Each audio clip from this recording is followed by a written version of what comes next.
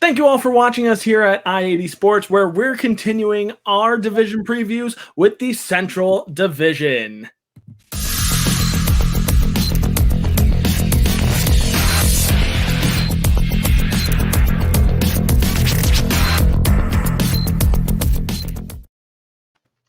Thank you all for joining us here at i80 Sports. Make sure you follow us on our website at i80sports.com. Make sure you follow us on Twitter at i80_sports NHL. And make sure you follow us on our Facebook group, the i80 Sports Discussion Group. And you can catch us every single Monday night for your hockey news. I'm Brian. He's Tom. Tom, how you doing tonight? Doing well. It's been a quiet week on the hockey front. You know, it's the dog days of November, which I still can't believe I'm saying, but it's been very quiet this week. Some sad news, some I guess good news if you're a Dallas Stars fan. So why don't we just get right to it? Let's get right to it. So we'll start with in memoriam first. Unfortunately, we started this last week as well, and unfortunately it continues this week as not only the hockey world, but the world lost a truly great man in Alex Trebek at the age of 80 years old. He had been diagnosed with cancer a few years back, and it had been a uphill battle for him since, and he chugged along, but unfortunately he lost his battle, unfortunately, yesterday at the age of 80. Tom, what are your thoughts on the life of Alex Trebek? I mean, he was a big hockey fan. He was a Canadian born in Sudbury, Ontario. Actually his mother was of French Canadian descent, so he was bilingual. He was basically like a perfect Canadian. Was a big hockey fan. Was known to be seen at Ottawa Senators games, and I guess one of the coolest things that happened was really one of the last things he ever did was announced that the Ottawa Senators would draft Tim Stutzla, and they did like a little Jeopardy segment on it. If you guys were watching our live draft segment, I thought that was really, really cool. Little did I know that was going to be the last thing he really ever did in the I guess the limelight or the mainstream. But very, very sad. The world lost a great person. You can still see him. I heard on the radio today that they're going to keep airing new episodes of Jeopardy up until Christmas Day, so you can still see him, unpublished Jeopardy episodes up until Christmas.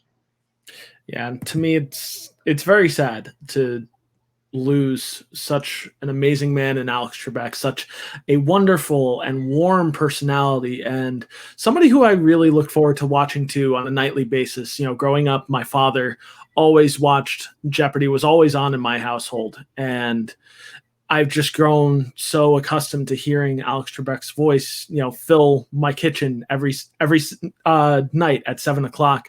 And for that to leave, I guess I never really knew that day would come. And it's tough because I saw how he interacted with contestants and how he interacted with, the public. And he was such an astounding figure. He was such an amazing man, a very selfless human being, as many all know. And it is a great loss to, like I said, not only the hockey world, but also to the world in general, as we lose a very bright and kind individual in Alex Trebek. And we here at i80 Sports extend our deepest condolences to the Trebek family at this time, at this very difficult time. And we hope, for better news to come over the next few weeks, as it has been a rough 2020 so far, and I will say that upon myself for that. But we are going to move on to brighter topics, and we can't just remember the sadness of everything. We do have to remember all of the good currently happening in the world, or maybe some questionable if you're thinking of Dallas. So we're going to get into our Central Division preview. But before we dive in, we have a little bit of news from Dallas, as we didn't report this last week because we didn't feel it was appropriate for the Pacific Division preview. But the Dallas Stars not only have a brand spanking new jersey, but they have also removed the interim tag from head coach Rick Bowness, who has become the official head coach of the Dallas Stars. Now, the first bit of news, if you haven't checked out these jerseys yet, they've been circulating around the NHL pages on Twitter, on Facebook, as well as their website. Interesting jersey. Tom, what is your thought on their jersey? I don't really know what to say. To be honest with you. I don't see. I can't sit there and say that they're copying off of an energy drink when I support a soccer team that's sponsored by an energy drink. But it really does look like a can of Monster Energy drink, and I hate to say it, but if there's one thing throughout the history of the Dallas Stars, they're not afraid to take chances with alternate jerseys. I remember was listening to an interview maybe a month ago with Jeff Moore, who was their vice president of sales and marketing in their heyday in the late 90s and early 2000s, the Madonna, Belfour, Hall, Hatcher years. And when they designed that jersey, they got a lot of flack for it too. So, but they're a team that's not afraid to take chances with their jerseys. They're not. So, you know what? This may look ridiculous, but more power to them for going at it again. They could have went the conservative route and just said, hey, we're staying like this, but they didn't. So, more power to them. We'll see how it sells. Some people will love it like a collector's item. Some traditionalists will hate it. I don't know what opinion I have on it yet. I think it is a little ridiculous, but at the same time, when teams do alternate jerseys, I mean, which ones aren't ridiculous? And it's kind of divisive because I think ever since Adidas has taken over as the leading jersey maker for the NHL, I think there has been a mixed opinion of the different jerseys around the league in general, where, some feel like, okay, our jersey hasn't really changed that much. It still looks great. Where other teams are looking at like, I don't know if I like this too much. You have those, crowds that I prefer Adidas. I prefer Reebok. I prefer when CCM did it. I prefer when Coho did it. So, there is, division amongst the crowd when it comes to, people who collect jerseys. As you can see, I'm, slowly but surely coming up with a collection myself. I only own one Adidas jersey, but at the same time, this particular jersey is, I don't know if I have a full opinion yet, only because I need to see it in action on the ice. I need to see what this will look like when Jamie Benn steps on the ice for the first time for Dallas. I need to see what Anton Dobin is going to look like in this jersey. I need to actually see it in action on the ice for myself, because as of right now, my opinion is this. It looks like kids named Kyle will really, really love these jerseys, which is my nicest opinion for this right now. It looks like a Monster Energy drink. There's no two ways about it. It literally looks like they copied the color scheme from the Monster Energy drink. And it's not a bad thing, but, like I said, I could very well change my opinion this time in January when they go to wear it for the first time. I very well could. But as of right now, it's okay. It's cool. It appeals to the younger crowd that likes edgier, dark jerseys. So that's my opinion. That's Tom's opinion. But now we're going to dive in proper to our division previews, which we are going to do once again like we did last week. So we're diving into the Central Division this week, which is the other division in the Western Conference. So question becomes, for some of you out there, what teams are we looking at in the Central Division? Well, I'm glad you asked, because here are the teams that we're looking at and some key additions and subtractions. First and foremost, the Chicago Blackhawks. Some key additions here, defenseman Nikita Zadorov, Matthias Janmark, and Lucas Wallmark, with some key subtractions in goaltender Corey Crawford and Brandon Saad. Moving on next to the Colorado Avalanche, who I'm currently wearing right now. Some key additions, Brandon Saad and Devin Taves, and some key subtractions, namely in Nikita Zadorov. You can make, a case for key subtractions in Vladislav Nemestikov and Matt Nieto, but at the end of the day, the real subtraction here is Nikita Zadorov. Next, I went with the color scheme that we were talking about before and alluding to before. It's the Dallas Stars. Some key additions here. Mark Pysyk, a good addition to their defense core, and some key subtractions in Roman Polak and Matthias Janmark. And Corey Perry is still undecided. He hasn't really moved anywhere just yet, so I guess we will wait and see what happens there, but he's a minus for now. The Minnesota Wild, some key additions in Cam Talbot, Nick Bonino, Nick Bukestad, Marcus Johansson, and first-round draft pick Marco Rossi. And then we move on to the subtractions and some interesting names, some older names that have been cut from the Minnesota Wild. Goalie Devin Dubnyk, Eric Stahl, Mikko Koivu, Luke Kunin, Ryan Donato, and Alex Galchenyuk. Moving on to the Nashville Predators. Some key additions here: Luke Kunin, Nick Cousins, Mark Borowiecki, and their first-round draft pick, goalie Yaroslav Askarov. And key subtractions here would be forward Craig Smith, Nick Bonino, Kyle Turris, Austin Watson, to name a few. To the St. Louis Blues, we got a short list here. Some key additions: primetime defenseman Torrey Krug and hard-hitting forward Kyle Clifford. And some key subtractions in former captain Alex Pietrangelo and former goaltender Jake Allen. And finally, rounding out our list, the Winnipeg Jets. Some key additions here: Paul Stastny, Nate Thompson, Derek Forbort, Lucas Spiza, and first-round draft pick Cole Perfetti. And key subtractions in Carl Dahlstrom, Anthony Bitetto, Cody Eakin, Brian Little, and Dmitry Kulikov. So that was a bit to go over there, but this is, in my opinion, the strongest division in the NHL going into this year. Tom, do you agree? I actually don't agree. I'll save my opinion for the strongest division in hockey for another episode. I actually think that this may be one of the weaker divisions. Just because of what you have going on in the Atlantic Division, where you have a lot of legit teams, and almost what you have going on over in the Pacific Division, where you now have Vegas, you have Edmonton, Calgary, Vancouver, all teams that have gotten a little bit better. So I think that this is another division where you definitely have your three top-tier teams, and then after that it gets a little, and you have one bottom feeder, and then in the middle it gets a little interesting. I will say that. Okay.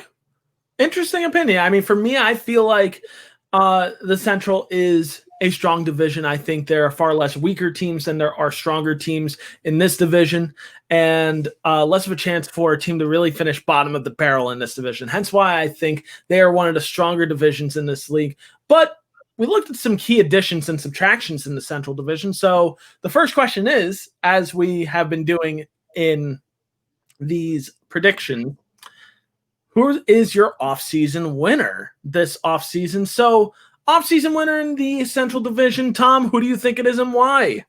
Well, I have to go with that team on your jersey right there, the Colorado Avalanche. You know, they snipped some postseason success last year. They obviously didn't get there. You know, it's a learning experience. But, you know, Joe Sakic really addressed the depth this year by bringing in Brandon Saad and by bringing in Devin Taves. You know, he's really addressing their bottom, their depth players, because when you get to the playoffs, when you get to those games that you're going to need to win, and maybe I'm not necessarily even talking about the Stanley Cup Finals. I'm talking about, you know, that game 4 in a second round that you need to win if you're down 2-1. You know, you need to have depth, better depth than your other team. You can have as many stars as you want. You can have the best player in the game, the best center in the game right now, and maybe Nathan McKinnon, who, you know, may arguably be the best, but your depth has to be better than your opponent's depth, and I really think Sakic addressed that this offseason. I really think that this division is theirs to lose, sort of, but I mean, I really think they were the winners by addressing the depth. Now they're a team that can roll 4 lines, 3 good defensive pairs, and can potentially be better than any opponent they have.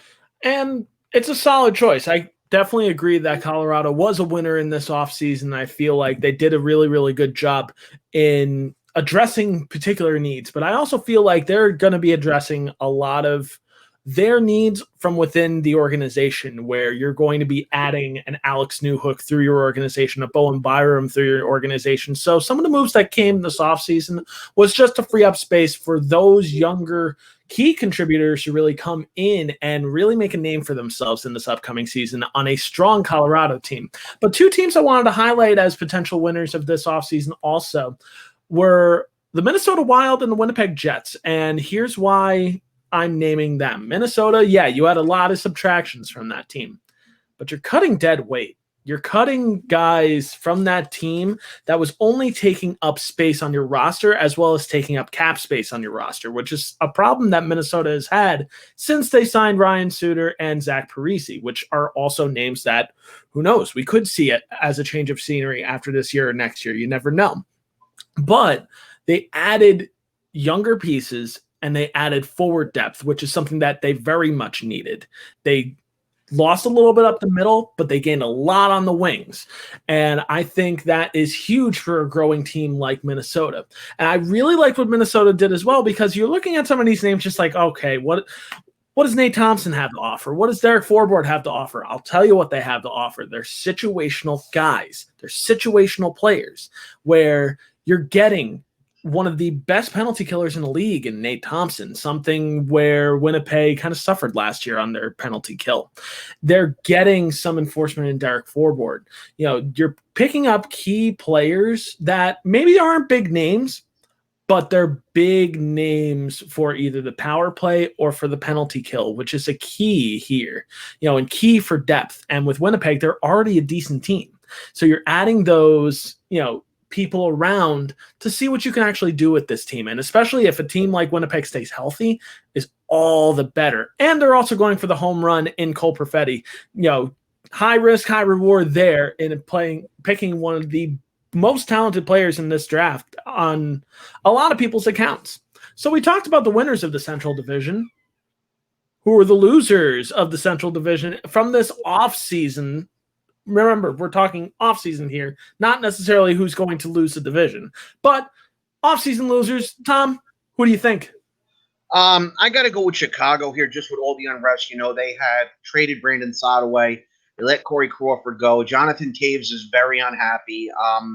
It's just all around just not a good situation over there right now, and it's sad.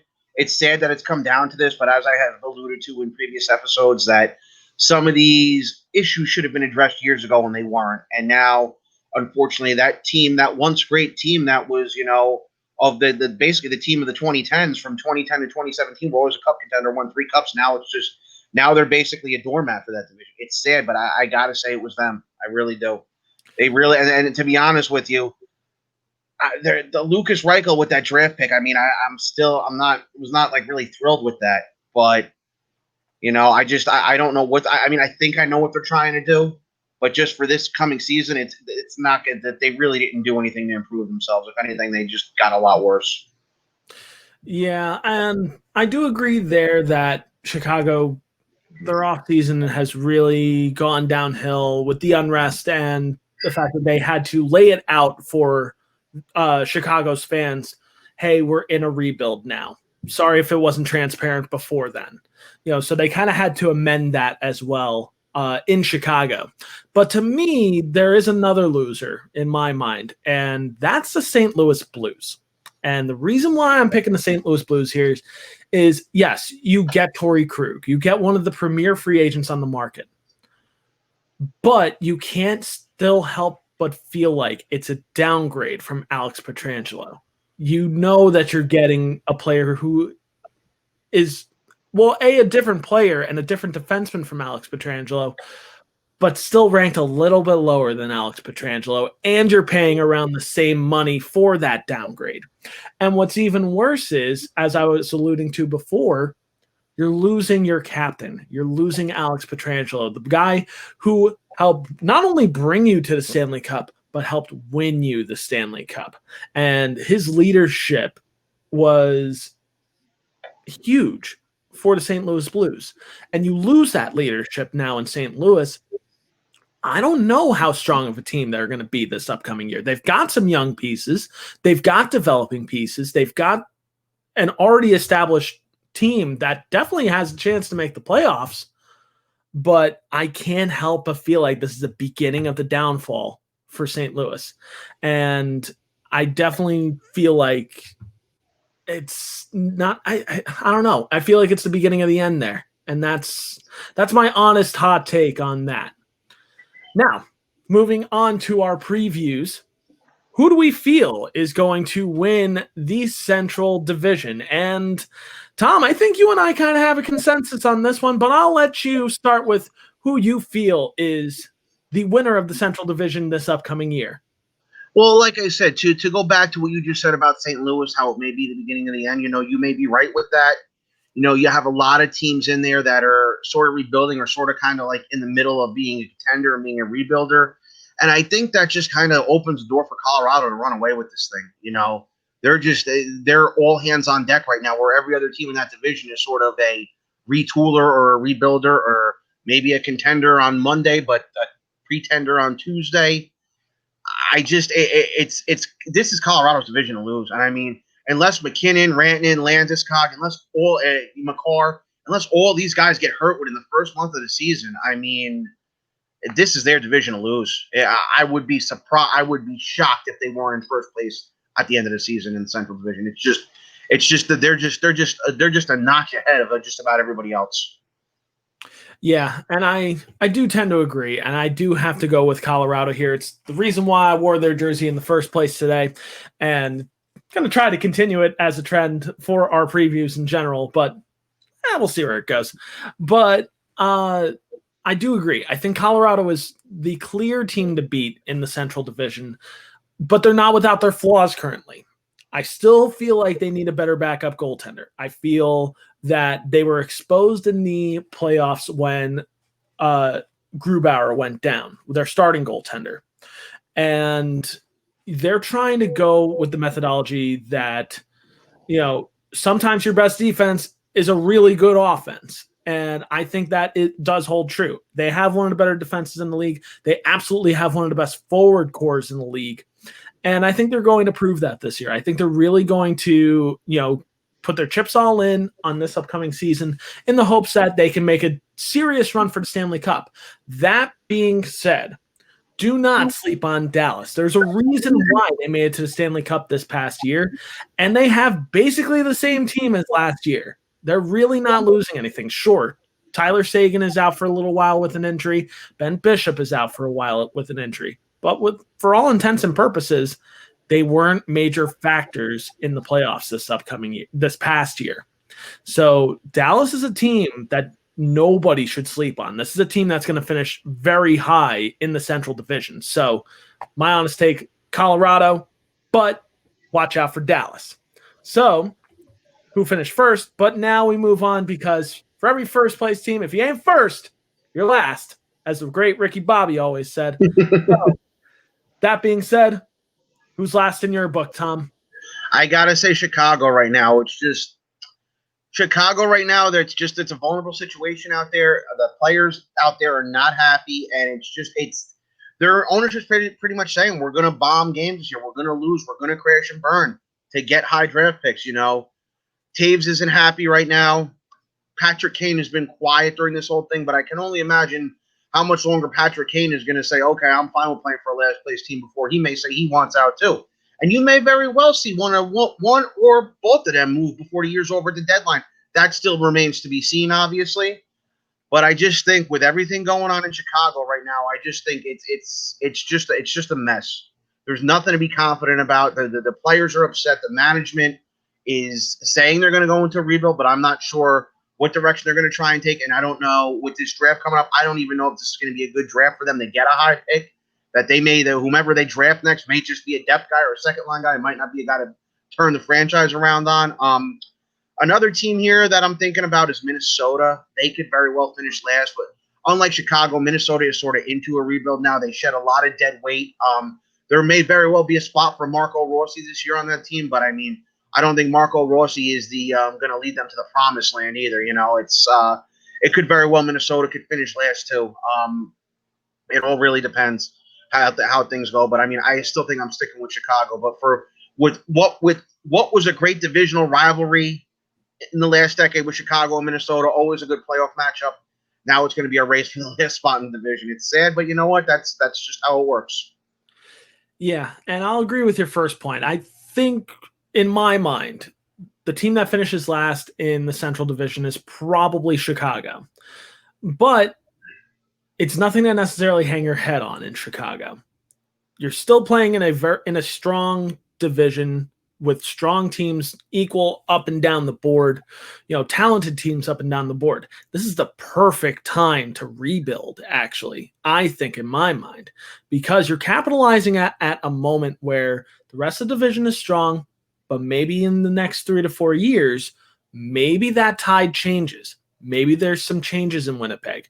Maybe there's some changes in Colorado. Maybe there's some changes in St. Louis. Actually, almost certainly changes in St. Louis. That's one that you can probably bank on. But it's the perfect time for Chicago to rebuild. You can take a few years and really come out in the next coming drafts. Yeah, this upcoming draft doesn't project to be a strong draft. But if you could end up, near the tippy top of that draft, you have a better chance of getting a, quality performer for that team for years to come. And sometimes good depth wins you cups. And that's also the key to maybe starting a new dynasty in a weaker division, since the division is so strong now. I'll kind of allude to football for a second. When I was younger, going back even, 5-6 years ago, the NFC East was one of the strongest divisions in football. Look at it now. The weakest division in all of football. So it's amazing just how, over a course of years, how things change. So yes, it's a dark time right now for Chicago, but better days are coming. And I also wanted to highlight, before we move on from our winners and losers, thank you all for participating on Twitter at i80 sports NHL, because we did run another poll this time around for our winners and our losers. And in a runaway with the first, with the winners, 100% of the votes went to Colorado. So there seems to be a lot of faith in Colorado for this upcoming year. And a split 50-50 decision for the loser, Chicago, as we highlighted before, and surprisingly, Nashville as a team that people highlighted as a potential last place finisher in the division this year, but we'll just have to see. Before we go, we do want to highlight maybe some surprising teams, some teams that could actually outperform what people actually think they're going to do. Maybe we're sleeping on them too much, but let's talk about some sleepers within the division, some dark horses, if you will. Tom, who's your dark horse in the Central Division? I'm going to go with Winnipeg here. Now, Winnipeg, they were crawling with injuries in the playoffs. They've been having some trouble with Patrik Laine, but I really think if they sort that out, now you have the first line with Mark Scheifele, you have Laine and Stastny on your second line. And to top that off, they just signed Cole Perfetti to an entry-level deal today. Now, will Perfetti play all year there? Will he even be part of the opening lineup? We don't know that. But if Perfetti comes in and dazzles in camp, could I see them saying putting Perfetti on the third line in the center's ice position or left wing on the third line and maybe giving him a 9-game trial? And if he really dazzles during those 9 games, he stays up there? Yeah, I know that helps their depth too. Now, you're saying about the beginning of the end in St. Louis, and we know the problems they're having in Chicago too. And as much as you highlighted Dallas for, Dallas may even have a hangover this year from going all the way to the finals. So I could even see them taking a step back. Now, if all these teams take a step back, I could really see Winnipeg running up the ladder there and finishing in second or third place. I really do think Winnipeg their injuries really limited them in the playoffs last year. And I really think that if things go right for Winnipeg this year and a couple teams falter, like I previously mentioned, Dallas and St. Louis, I can really see Winnipeg being that surprise team. Everyone's saying, oh, wait a minute, we didn't think about those guys. And now there they are. I mean, every year in the NHL you have it. Every year you have that team that, you sort of write off. You don't think about. You don't think that, oh, these guys aren't going to be as good, or, these guys are going to be a bubble team. And then you're at the end of the year, and there they are in first or second place in the division. You're going, wow, we wrote these guys off. And I really think Winnipeg has the potential to be that team. Yeah, and I think Winnipeg does have a really good potential. I mean, I feel like they were a team that just got injured at the wrong time. We had Patrik Laine that went down. You had Mark Scheifele that went down. And it was at the exact wrong time for that team. They have one of the best goaltenders in the league in Connor Hellebuyck as well. And I think Winnipeg could surprise a lot of teams. Now, for my surprises, I kind of want to highlight a few teams because I do think that highly of the Central Division this year. I do think that they're a division that is strong. As I agreed with Tom before, I think Winnipeg can be a dangerous team, especially if they make one or two major moves to bolster their team. There's been talks that Nikolai Ehlers has been on the block. There's been talk of Patrick Laine being on the block, which can be expendable pieces if you're trying to bolster that roster for a deeper playoff run. These are sacrifices where you make where, it's the old adage, you spend a little bit of money to make a little bit of money. You get rid of some bigger pieces to get even bigger pieces back in return. So that could be something that Winnipeg could look for either before the season or in mid-season. Other teams I wanted to highlight here, I actually think Nashville and Minnesota could surprise some teams. I think they do have some spoil effect with their team. I think Kevin Fiala for the Minnesota Wild will continue his strong play from last year, especially with a bolstered forward group this upcoming year. And I think Nashville honestly has a fantastic defensive core, and it's all led by their captain, Roman Josi. He won a Norris Trophy this year. And, you had plenty of people within the league and plenty of people on social media say, well, I don't know if Roman Josi should have won it. I'm one of the people saying I think he should have won it. I think he is one of the best defensemen in the league, and for good reason. He can score. He plays a great defensive game. He is a shutdown defenseman, and don't sleep on Nashville. Don't sleep on Minnesota. These are two teams that I don't think are near the bottom. I think they're still a little bit away from being a highly, highly, highly competitive team, but they're still competitive. They're not bottom of the barrel teams. They're teams that can surprise a Colorado on a night or can take advantage of a Dallas team. So these are two teams that I think, people need to pay a little bit more attention to. I know. I've been riding the Minnesota train since August, but still, I'm going to keep riding that train because, well, I'm dedicated. So there you go.